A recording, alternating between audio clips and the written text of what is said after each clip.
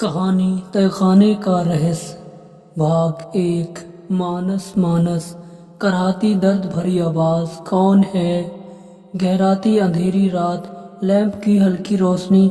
मानस गहन एकाग्रता से अपनी प्रतियोगी परीक्षा की तैयारी में लीन था, लेकिन अचानक से यह आवाज जो उसका नाम पुकार रही थी ने मानस की तल्लीनता को भंग कर दिया। मानस उठकर आवाज की दिशा की ओर बढ़ा, लेकिन आवाज आनी बंद हो गई। क्या कोई बहुत मुसीबत में है?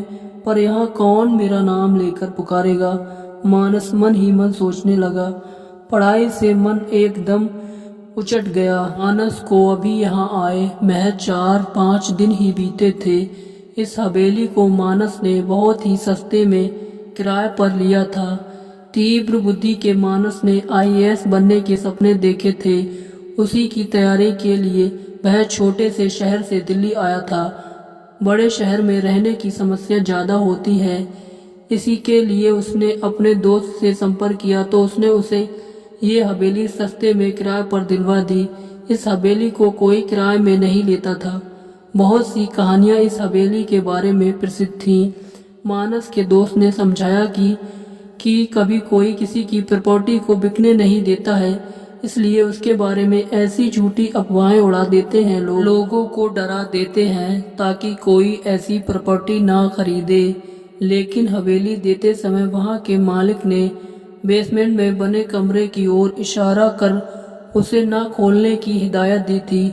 उस कमरे में बहुत पुराना ताला लगा था। यह हवेली वैसे तो सुनसान स्थान पर थी, फिर भी कोचिंग सेंटर जाने में सिर्फ आधा ही घंटा लगता था।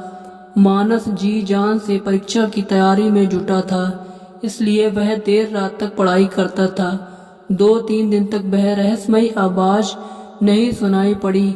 मानस ने भी उस आवाज को अपना वहम मान लिया और पूरे जी जान से अपनी पढ़ाई में जुट गया।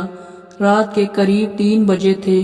अब मानस पढ़कर उठने ही वाला था, तभी वह कराहती हुई आवाज फिर से उसके कानों में टकराई। मानस ने बाहर झांक कर देखा। घनघोर अंधेरा था। यदा कदा कुत्तों की भौंकने की तेज आवाज रात की नीरवता को तोड़ देती थी। यह आवाज तो बेसमेंट के कमरे से आ रही थी। मानस डर गया। उसे मकान मालिक की चेतावनी याद आ गई। किसी तरह से उसने डर डर कर रात काटी। सुबह देर से नींद खुली। दिन चढ़ आया था। जल्दी जल्दी काम निपटाया। आज रविवार था, कोचिंग का ऑफ। मानस ने अपने दोस्तों नीरज को फोन किया और हेलो नीरज, तू यार मेरे घर आजा। मानस ने कहा, क्यों, क्या बात है? इतना घबराया सा क्यों लग रहा है? चल अभी 1 घंटे में यहाँ के मशहूर दही भल्ले लेकर आता हूँ। आज अवकाश का भरपूर आनंद लेते हैं। अच्छा आजा, मैं तेरी पसंद की वेज बिरयानी बना लेता हूँ। लगभग 1 घंटे में नीरज दही भल्ले के साथ मानस के सामने खड़ा था।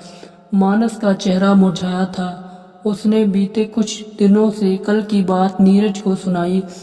नीरज भी गंभीर हो गया। दोनों ने उठकर बेसमेंट में गए। वहां कमरे के दरवाजे के पास पहुंचे। बड़ा सा जंग लगा ताला लगा था। उन्हें देखकर मुंह छिड़ रहा था। नीरज ने कहा, मानस देख, तू डर कर पढ़ाई तो नहीं कर पा रहा है। आज इस कमरे का ताला तोड़ रहस्य से पर्दा उठा ही लेते हैं। क्या ख्याल है तेरा? तू सही कहता है मेरे भाई, यूं डर कर मैं पढ़ाई नहीं कर पा रहा हूँ। घर परिवार छोड़कर जिस लक्ष्य के लिए यहाँ आया हूँ, लेकिन मैं ताला तोड़ने की बात से सहमत नहीं हूँ। तेरी नज़र में कोई चाबी बनाने वाला है क्या? हम उससे इसकी दूसरी चाबी बनवा लेते हैं। ठीक है, मैं अभी अभी चाबी वाले को बुलाकर लाता हूँ। यहीं कुछ दूरी पर तो है। खाना खा। नीरज चाबी बनाने वाले को लेकर आया। चाबी वाला अगले दिन शाम तक चाबी बनाने की बात कहकर चला गया। अगले दिन शाम तक चाबी बनाने वाला नहीं आया तो दोनों दोस्त उसके घर पहुंच गए। वहां देखा तो नजारा कुछ और ही था। चाबी बनाने वाले को किसी ने गला घोट कर मार दिया था। उसके उम्मीद की किरण धूमिल हो रही थी। अब चलो किसी दूसरे चाबी वाले को खोजना होगा।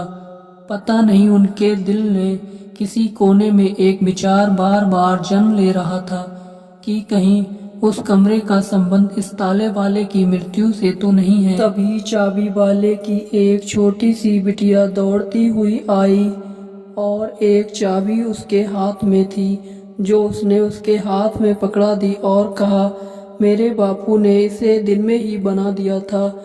चाबी हाथ में लिए वह दोनों सीधे हवेली की तरफ चल दिए। अभी ताला खुलने ही वाला था कि नीरज के घर से फोन आ गया कि उसके पिता की तबीयत बहुत खराब है, उन्हें तुरंत पहुंचना होगा। नीरज फोन सुनते ही बिजली की रफ्तार से भागा और मानस ताले से चाबी लगाए देख रहा था कि विचार करता छोड़ दूं या अकेले अंदर जाना ठीक है या नहीं। पता नहीं कि चरचर की आवाज करता हुआ दरवाजा अचानक खुल गया। तो दोस्तों, ये था कहानी तहखाने का रहस्य का भाग 2। कहानी के अगले भाग में जरूर देखें तहखाने के उस कमरे में क्या था। वीडियो को लाइक करें, चैनल को सब्सक्राइब करें। मिलते हैं कहानी के अगले भाग में। धन्यवाद। आपका दिन शुभ हो। शुभ रात्रि।